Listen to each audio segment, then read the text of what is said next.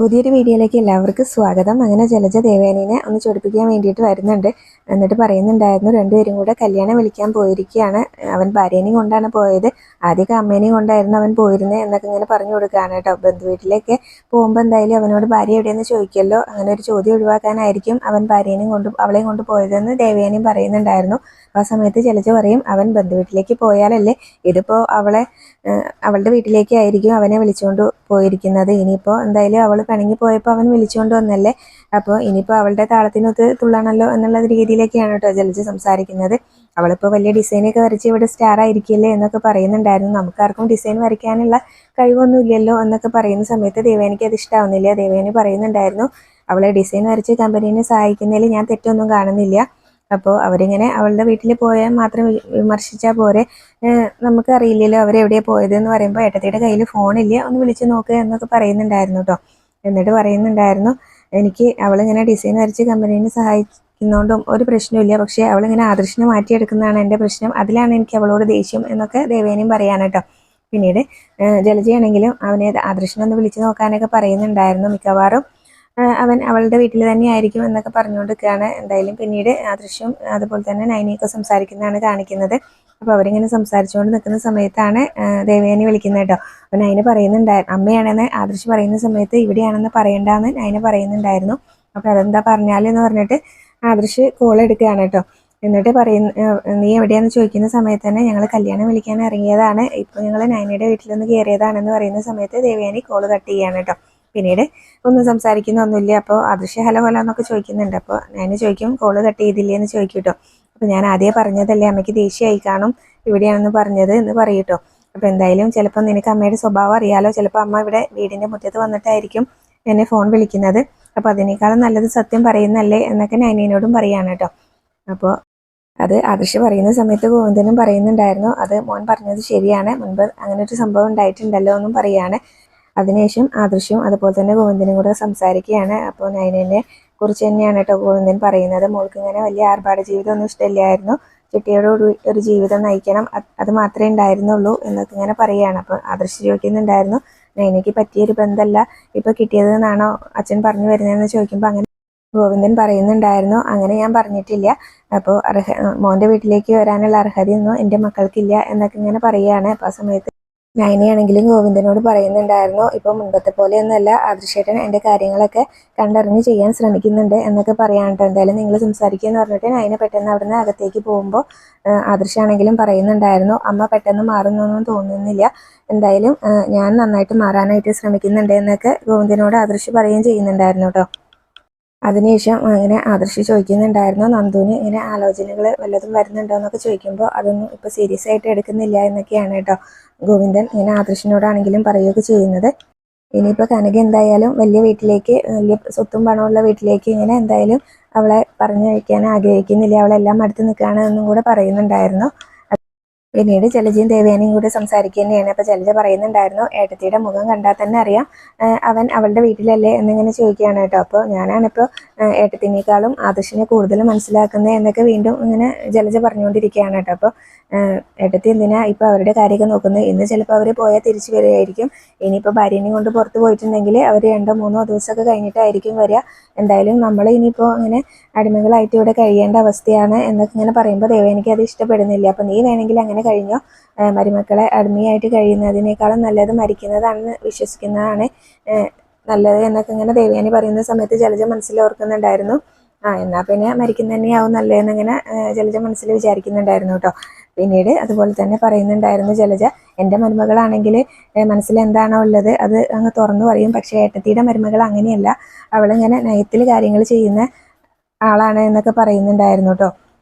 അതുകൊണ്ട് തന്നെയല്ലേ അച്ഛനെ അതുപോലെ തന്നെ ഭർത്താവിൻ്റെയും അതുപോലെ തന്നെ മുത്തശ്ശിയുടെയൊക്കെ സ്നേഹം അവൾ പിടിച്ചു പറ്റിയത് എന്നൊക്കെ പറയുന്ന സമയത്ത് അങ്ങനെ അവൾക്ക് എല്ലാവരുടെയും സ്നേഹം പിടിച്ചു പറ്റാൻ പറ്റിയിട്ട് എന്നെ അവൾക്ക് സ്വാധീനിക്കാൻ പറ്റിയിട്ടുണ്ടോ എന്നൊക്കെ ദേവയാനി ചോദിക്കുന്നുണ്ടായിരുന്നു കേട്ടോ. ഏട്ടത്തീനെ സ്വാധീനിച്ചിട്ട് അവൾക്ക് എന്ത് കിട്ടാനാ, അവൾക്ക് അവളുടെ ഭർത്താവിൻ്റെയും അതുപോലെ തന്നെ അച്ഛൻ്റെയും മുത്തശ്ശിൻ്റെയും സപ്പോർട്ട് മാത്രം മതിയായിരുന്നു, അതുകൊണ്ടാണ് അവളെ സ്വാധീനിച്ചത് എന്നൊക്കെ പറയാണ് കേട്ടോ.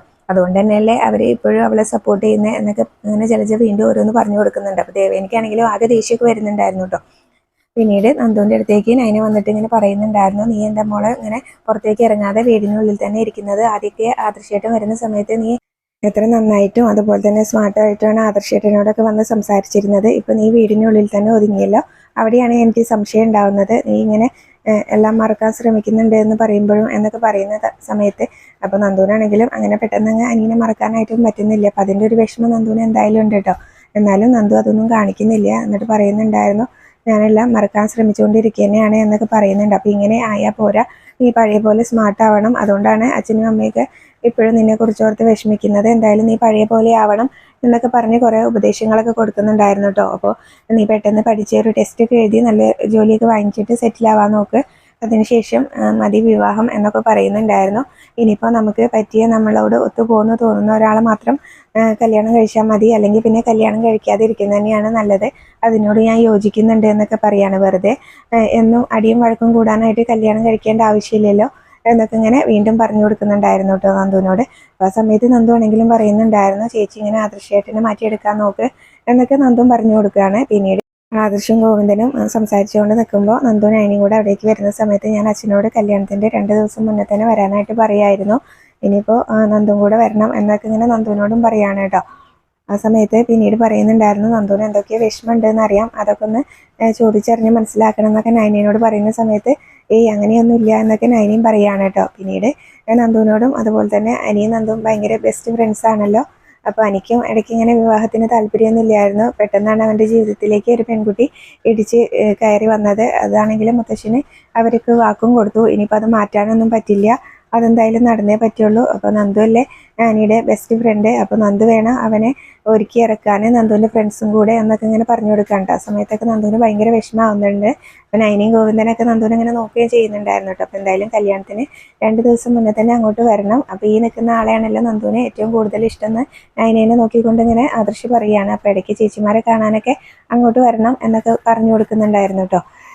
പിന്നീട് എന്തായാലും അവർ യാത്രയൊക്കെ പറഞ്ഞിട്ട് ഇറങ്ങാണ്. കല്യാണത്തിന് 2 ദിവസം മുന്നേ തന്നെ അങ്ങോട്ട് എല്ലാവരും വരണം എന്നൊക്കെ പറഞ്ഞിട്ട് അവരങ്ങ് ഇറങ്ങിയ സമയത്ത് ഗോവിന്ദൻ നന്ദുവിനോട് പറയുന്നുണ്ടായിരുന്നു, മോനാണെങ്കിൽ ഒരുപാട് തവണ പറഞ്ഞു കല്യാണത്തിന് 2 ദിവസം മുന്നേ വരണമെന്ന്, ഇനിയിപ്പോൾ എന്തായാലും പോയേ പറ്റുള്ളൂ എന്ന് പറയുമ്പോൾ നമുക്ക് കല്യാണത്തിൻ്റെ അന്ന് പോയാൽ പോരെ എന്നൊക്കെ നന്ദു ചോദിക്കുന്നുണ്ടായിരുന്നു കേട്ടോ.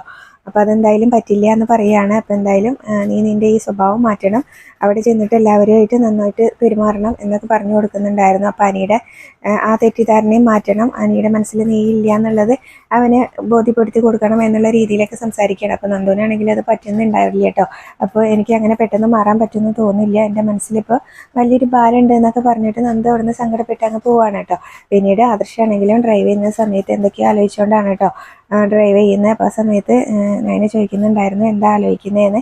അപ്പോൾ ആ സമയത്തൊന്നും മിണ്ടുന്നില്ല കേട്ടോ. അപ്പോൾ നയന പറയുന്നുണ്ടായിരുന്നു, എൻ്റെ മനസ്സിലിപ്പോൾ അമ്മ വീട്ടിൽ ചെന്നാൽ എന്താ പറയാന്നുള്ള പേടിയാവും എന്നൊക്കെ ഇങ്ങനെ പറയുകയാണ്. അപ്പോൾ ഇങ്ങനെ അമ്മേനെ പേടിക്കുന്ന 1ാം ക്ലാസ്സിലെ കുട്ടിയൊന്നും അല്ലല്ലോ, 1ാം ക്ലാസ്സിൽ പഠിക്കുന്ന കുട്ടിയൊന്നും ഇല്ലല്ലോ ഇങ്ങനെ അമ്മേനെ പേടിക്കാൻ എന്നൊക്കെ ഇങ്ങനെ പറയുകയാണ്. ഇത് കുറച്ച് കൂടുതലാണ് എന്നുള്ള രീതിയിലൊക്കെ സംസാരിക്കുകയാണ് കേട്ടോ. നമ്മളൊരു തെറ്റ് ചെയ്താൽ മാത്രമല്ലേ ഒരാളെ പേടിക്കേണ്ട ആവശ്യമുള്ളൂ എന്നൊക്കെ പറയുന്നുണ്ടായിരുന്നു. അപ്പോൾ ആദർശാണെങ്കിലും പറയുന്നുണ്ടായിരുന്നു, അങ്ങനെ അമ്മേനെ പേടിക്കുന്നതിൽ എനിക്ക് വലിയ തെറ്റൊന്നും തോന്നിയിട്ടില്ല എന്നൊക്കെ പറയുന്നുണ്ടായിരുന്നു. അപ്പോൾ നമ്മൾ തെറ്റ് ചെയ്തിട്ടുണ്ടെങ്കിൽ അമ്മേനെ മാത്രമല്ല നമുക്ക് കൂടെയുള്ള എല്ലാവരെയും പേടിക്കണം, എൻ്റെ വീട്ടിലേക്ക് വരുന്നത് ഒരു തെറ്റാണോ എന്നൊക്കെ ഇങ്ങനെ ആദർശിനോട് ചോദിക്കുകയാണ് കേട്ടോ. ആ സമയത്ത് ആദർശ് പറയുന്നുണ്ടായിരുന്നു, കല്യാണം കഴിഞ്ഞാൽ ഇങ്ങനെ അമ്മയുടെയും ഭാര്യയുടെയും ഇടയിൽ കിടന്ന് വീർപ്പ് മുട്ടുന്നവരായിരിക്കും ഇങ്ങനെ പലരും എന്നൊക്കെ ഇങ്ങനെ പറയാണ്. അപ്പോൾ ആ സമയത്ത് നയന പറയുന്നുണ്ടായിരുന്നു, ഇപ്പം എല്ലാ വീട്ടിലും അങ്ങനെയൊക്കെ തന്നെയാണ്, അവിടെയാണ് അനന്തപുരി വേറിട്ട് നിൽക്കുന്നത്, അത് അവിടെ ഉണ്ടായിരുന്ന മുത്തശ്ശൻ്റെ അതുകൊണ്ടാണ് എന്നൊക്കെ ഇങ്ങനെ പറയാൻ കേട്ടോ. മുത്തശ്ശൻ എല്ലാവരെയും ചൂണ്ടുവിരലിൽ നിർത്തുന്നതുകൊണ്ടാണ് എന്നൊക്കെ ഇങ്ങനെ പറഞ്ഞു കൊടുക്കുകയാണ് കേട്ടോ. പിന്നീട് ആദർശ് മുത്തശ്ശൻ്റെ ഓരോ കാര്യങ്ങൾ പറയുന്നുണ്ടായിരുന്നു. ആദർശ് സ്കൂളിൽ പോകുന്ന സമയത്തൊക്കെ എന്തെങ്കിലും തെറ്റ് ചെയ്തിട്ടുണ്ടെങ്കിൽ മുത്തശ്ശൻ ഇങ്ങനെ മിണ്ടാതെ നടക്കുന്നതിനെ കുറിച്ചും ഒക്കെ ഇങ്ങനെ പറഞ്ഞു കൊടുക്കുന്നുണ്ടായിരുന്നു കേട്ടോ. അതുകൊണ്ടാണ് മുത്തശ്ശന് വലിയൊരു അസുഖം ഉണ്ടെന്ന് പറഞ്ഞപ്പോൾ എൻ്റെ ഹൃദയം നിന്ന് പോയതെന്നൊക്കെ ഇങ്ങനെ ആദർശ് മനസ്സിലോർക്കുകയാണ്. പെട്ടെന്ന് അവിടെ വണ്ടി നിർത്തുന്നുണ്ടായിരുന്നു കേട്ടോ. എന്നിട്ട് മുത്തശ്ശൻ്റെ ഇങ്ങനെ ഓരോ കാര്യങ്ങൾ പറയുന്നുണ്ടായിരുന്നു. ആ മുത്തശ്ശൻ ഇപ്പോഴും ഇങ്ങനെ ഒതുങ്ങിയില്ലേ, മുത്തശ്ശനൊരു അസുഖം വന്നപ്പോൾ, അതുകൊണ്ടാണ് ഞാൻ മുത്തശ്ശൻ്റെ അടുത്തേക്ക് ഇങ്ങനെ കൂടുതൽ സമയമൊന്നും പോയി നിൽക്കാത്തത്, എനിക്ക് വലിയ വിഷമം വരും എന്നൊക്കെ പറയാണ്. ആ സമയത്ത് എനിക്കും ആകെ സങ്കടമാവുന്നുണ്ട് കേട്ടോ. എൻ്റെ ഭർത്താവിൻ്റെ മനസ്സിലിങ്ങനെ എല്ലാവരോടും നല്ല സ്നേഹം മാത്രമേ ഉള്ളൂ, എനിക്കും ഒരു നാൾ ആ സ്നേഹം എന്തായാലും കിട്ടുന്നുള്ള വിശ്വാസം എനിക്കുണ്ട്, അതുകൊണ്ട് തന്നെ എനിക്കിനി ആദർശേട്ടനെ വിട്ടു പോകാനൊന്നും പറ്റില്ല എന്നൊക്കെ ഞാൻ മനസ്സിലോർക്കുകയും ചെയ്യുന്നുണ്ടായിരുന്നു കേട്ടോ. ആദർശനാണെങ്കിലും മുത്തശ്ശൻ്റെ ഓരോ കാര്യങ്ങൾ പറയുന്ന സമയത്തും ഭയങ്കര വിഷമമാണ് കേട്ടോ. അപ്പോൾ മുത്തശ്ശൻ ബിസിനസ് ടൂർ പോകുന്ന സമയത്തൊക്കെ വീട്ടിൽ വലിയ ബഹളമായിരിക്കും എന്നൊക്കെ ഇങ്ങനെ പറഞ്ഞു കൊടുക്കുകയൊക്കെ ചെയ്യുന്നുണ്ടായിരുന്നു. പിന്നീട് ദേവയാനിയാണെങ്കിലും ആദർശ് വരുന്നത് കാത്തിരിക്കുകയാണ് കേട്ടോ. അപ്പോൾ വീണ്ടും ജലജ അവിടേക്ക് വരുന്നുണ്ട്. ഏട്ടത്തി എന്താ അവരെ നോക്കിയിരിക്കുകയാണോ എന്നൊക്കെ ചോദിച്ചിട്ട് വീണ്ടും ഓരോന്ന് പറഞ്ഞുകൊണ്ട് നിൽക്കുകയാണ്. അപ്പോൾ ഏട്ടത്തി അവരെ നോക്കിയിരിക്കേണ്ട എന്നുള്ള രീതിയിലൊക്കെയാണ് കേട്ടോ ജലജ സംസാരിക്കുന്നത്. ദേവയാനി പറയുന്നുണ്ടായിരുന്നു, എനിക്ക് ആകെ ഒരൊറ്റ മോനേ ഉള്ളൂ, അപ്പോൾ ഞാൻ അവനെ നോക്കിയിരിക്കുന്നതിൽ നിനക്ക് വല്ല ഇതുണ്ടോ എന്നൊക്കെ ഇങ്ങനെ ജലജേനോട് ചോദിക്കുകയാണ്. എന്നിട്ട് അബിയുടെ കാര്യം പറയുന്നുണ്ടായിരുന്നു കേട്ടോ, നീ അവൻ്റെ കാര്യം നോക്ക് എന്നൊക്കെ ഇങ്ങനെ പറയുകയൊക്കെ ചെയ്യുന്നുണ്ടായിരുന്നു. അപ്പോൾ അവരിങ്ങനെ സംസാരിച്ചുകൊണ്ട് നിൽക്കുന്ന സമയത്താണ് അവർ രണ്ടുപേരും സംസാരിച്ച് നിൽക്കുന്ന സമയത്താണ് ആദർശും നൈനയും കൂടെ അവിടേക്ക് വരുന്നത്. അപ്പോൾ വണ്ടിയുടെ ഹോൺ കേൾക്കുമ്പോൾ തന്നെ ദേവയാനിയും ജലജയും അങ്ങോട്ട് നോക്കുകയാണ്. പിന്നീട് ആദർശ് അങ്ങോട്ട് കയറുന്ന സമയത്ത് തന്നെ നൈന ആദർശിനോട് പറയുന്നുണ്ടായിരുന്നു, അമ്മ നമ്മളെ കാത്തിരിക്കുകയെന്ന് തോന്നുന്നുണ്ട് എന്നൊക്കെ ഇങ്ങനെ പറയുന്ന സമയത്ത് ഇനിയിപ്പോൾ അമ്മ വല്ലതും പറയുമോ എന്നുള്ളതിലാണ് കേട്ടോ നൈന അങ്ങനെ ചോദിക്കുന്നത്. അപ്പോൾ നൈനയോട് ആദർശ് പറയുന്നുണ്ടായിരുന്നു, ഈ ഒന്നും പറയാതെ പെട്ടെന്ന് അങ്ങ് കയറിപ്പോയിക്കോ, അപ്പോൾ ഞങ്ങൾ അമ്മയും മോനും സംസാരിക്കുന്നത് നീ കേൾക്കണ്ടല്ലോ എന്നുള്ള രീതിയിലാണ് കേട്ടോ നൈനയോട് പറയുന്നത്. അപ്പോൾ അത് കേട്ട് വെച്ചിട്ട് കുഴപ്പമൊന്നുമില്ലല്ലോ എന്ന് നൈനയും പറയുന്നുണ്ടായിരുന്നു. എന്നാൽ നീ വാന്ന് പറഞ്ഞിട്ട് നൈനയെ വിളിച്ച് ആദർശ് അങ്ങോട്ട് ചെല്ലുകയാണ്. ആ സമയത്ത് ദേവയാനിയാണെങ്കിലും ദേഷ്യപ്പെട്ടുകൊണ്ട് ചോദിക്കുന്നുണ്ടായിരുന്നു, നീ എന്താ ഇവളുടെ വീട്ടിൽ പോയി അവിടെ ഇരിക്കുകയാണോ എന്നൊക്കെ ചോദിക്കുകയാണ് കേട്ടോ. അപ്പോൾ ഞങ്ങൾ അമ്മേനോട് പറഞ്ഞല്ലോ കല്യാണം വിളിക്കാൻ പോയപ്പോൾ അവളുടെ വീട്ടിലൊന്ന് കയറി എന്ന് മാത്രമേ ഉള്ളൂ എന്ന് പറയുമ്പോൾ നൈന പറയുന്നുണ്ടായിരുന്നു, ഞാനാ പറഞ്ഞത് ആദർശേട്ടനോട് അവിടെ കയറിയിട്ട് പോവാന്നുള്ളത്.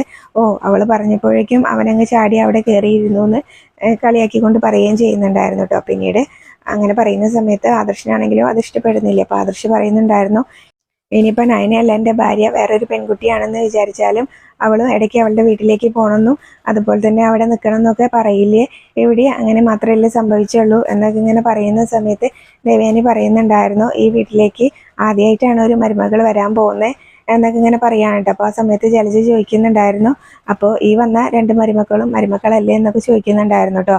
അപ്പോൾ നീ ഇതിൽ ഇടപെടണ്ടെന്ന് ദേവയാനി ദേഷ്യപ്പെട്ടുകൊണ്ട് ജലജനോട് പറയാണ്. ജലജയാണെങ്കിലും ഞാൻ ചോദിച്ചുള്ളൂ എന്ന് പറഞ്ഞിട്ട് അവിടെ നിന്ന് അങ്ങ് പോവാണ്.